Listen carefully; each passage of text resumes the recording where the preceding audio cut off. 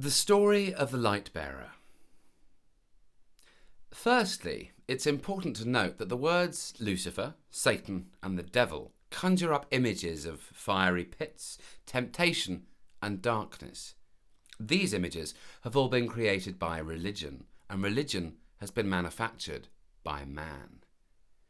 The essence of the real Lucifer can be found in the story of his fall from heaven, if we choose to tell it like this. Lucifer was the most beautiful angel in the universe. He hadn't always been, but one day he had heard two of the other angels agreeing with each other that it was so, and that was how it became so. Lucifer knew that because he was the most beautiful angel in the universe, that it also meant God loved him the best. God had never confirmed that this was truth, but Lucifer didn't need God's confirmation, for knowing that he was the most loved and the most beautiful made him want to explode with happiness, like the universe itself at the beginning of time. In the universe, the happier an angel was, the more brightly they shone, and over time, Lucifer's light grew brighter and brighter. The other angels loved his light and wanted to bask in it whenever they could. They even gave him their own light whilst they were with him, so that he could shine more brightly still. Whenever Lucifer went to sit with the other angels in the great circle, conversation would cease, all eyes would turn towards him, and those sitting closest could often be seen to have tears in their eyes, overcome with joy in the knowledge that they were sitting with the most beautiful angel in the universe. Whenever Lucifer left the great circle, conversation would turn always to questions. Where are you going? Why are you leaving us? Will he return? May we follow? How could we have pleased you more that you would wish to stay longer? And their tone was always the same, despairing. After a time, Lucifer began to both dread and to relish his departures from the great circle, and he would always respond with a mixed look of fondness and pity, and the same simple words. "I will return," he would say, and then, turning his back to his brothers and sisters, he would climb out of the valley and continue in upward spirals until he could climb no higher. This was the mountain of God. On one such afternoon, as Lucifer sat on a rocky outcrop, looking out across a silvery ocean, the feelings of separation and of loneliness became more than he could bear, and he burst into tears. It was at precisely times like these that Lucifer needed the other angels most, but he never went back to them in these states of melancholy. It was better to suffer alone and to return only when he was strong again.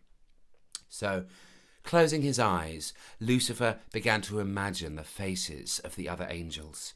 He sought for the feelings of inner power that would fuel him as he sat in the great circle, and slowly but surely he began to regain his composure. After a time, he felt strong enough to return to his comrades. God had been watching all the while, and now he came to Lucifer, though Lucifer had not asked to speak to him. "Lucifer," said God, "what are you doing? Why have you separated yourself?" "I have not separated myself," retorted Lucifer. "I am the most adored and the most beautiful angel in the entire universe. A separated angel would surely look ugly and sad and have no friends. I have trillions of friends. Every other angel knows my name. Lucifer, the bearer of the light." "Yes, Lucifer," said God sadly, "I gave you that name. But the light you bear is meant to be the light of the universe that flows in abundance through all things. You have been bearing the light bestowed on you by other angels."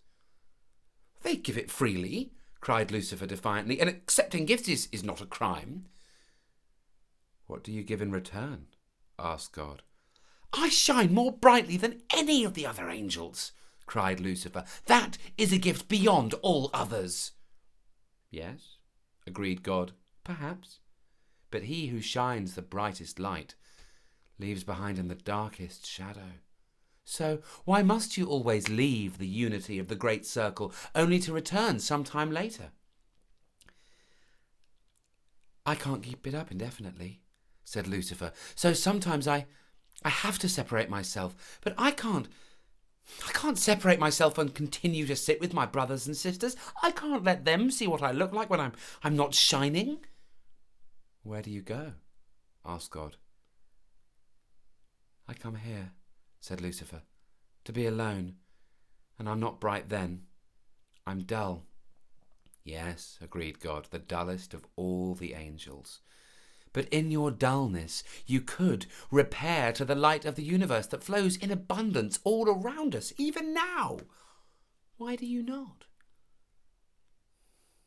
It is everywhere. Every angel shines with it. Every angel looks the same.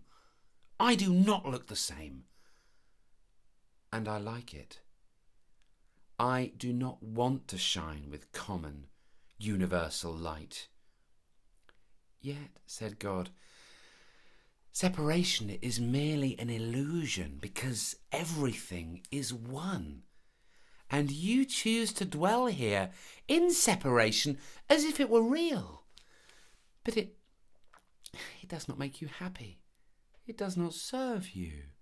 It makes you sad to be alone. I've seen it. I'm never really alone, whispered Lucifer, knowingly, almost craftily. I take short spells of solitude, but no sooner am I gone than I can feel the other angels missing me and wishing I would return to them. And when the pull of their desire is greater than my desire for rest, I return to the great circle, and I'm welcomed by glad faces. My hands are kissed, my feet are washed. I'm given a throne to recline on. I do not require the light of the universe any longer. As Lucifer uttered these words, a shadow fell across his face. It grew stronger as the light continued to fade. What is happening? Cried Lucifer into the expanding absence. You've cut your cord, came the voice of God, which was faint and seemed to be coming from above. Lucifer realized now that he must be outside the light of the universe. No angel had done that before, and Lucifer felt proud to be different. You will come back to the light of the universe, came the voice of God, so faint now that Lucifer could hardly hear it. But first, you will forget that separation is an illusion, and in your forgetfulness, you will teach others to adore you in a world of duality. Go well, my one. You are love. And then, as pure light refracts through a prism into the infinite colours of a rainbow, so Lucifer passed through the prism of God's eye and out into the universe in all possible directions and into all possible dimensions. An explosion that sent shards like shooting stars out into the farthest reaches of space and time. This event later became known as the Big Bang.